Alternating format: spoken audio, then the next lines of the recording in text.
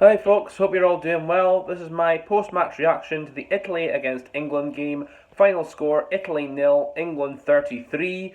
A fairly comfortable game for England, but a very mixed bag performance, especially after they got the bonus point. I thought they were mostly very comfortable in the first half. Italy did have their moments where I thought they played pretty well, even though they didn't get any points on the board. But I think on the whole, it was just silly basic errors that cost Italy getting anything from this match, really. But they did have their moments, I thought, where they caused England some problems and where they kept England out and defended well. But overall, England were just too much for them, and too many mistakes, as I say, from Italy, really costly for them.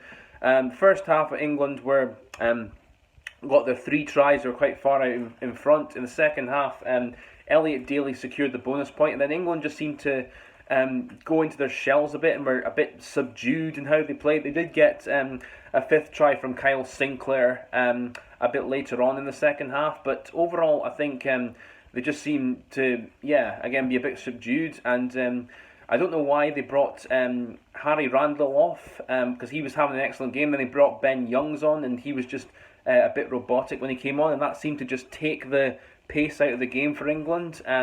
So I think going forward, I think the England in a couple of weeks' time when they play Wales have to pick Harry Randall and Marcus Smith as their halfback combination, because I thought Harry Randall looked very good. He was speeding the game up. He was keeping the Italians on their toes, and he was snappy around the fringes as well. And obviously Marcus Smith, I thought, thoroughly deserved man of the match. He had a very good game, and he looks like he's really maturing into controlling games well as well. And also I thought Max Malins on the wing had a very good game and came off his wings well. And up front, the standout performers I think have to be Tom Curry as the captain. Maro Itoje also had a very good game. Alex Dombrandt had his moments as well. So I think there were some good individual performances, but I think England know they can do better. When they play Wales at Twickenham, you have to say they're favourites considering it's Twickenham, but they need to get that balance right, and Eddie Jones needs to get the selection right, because so far the first 2 games, his substitutions have left a bit to be desired, it has to be said. But overall, with regards to this game against Italy, I think they did just about deserve it as they got it. Italy, I fear a long championship for them. They've got the team they have now. They're a young team, obviously, and I think they've got work ethic, and I think they've got talent, especially in their young halfbacks in Varney and Garbisi.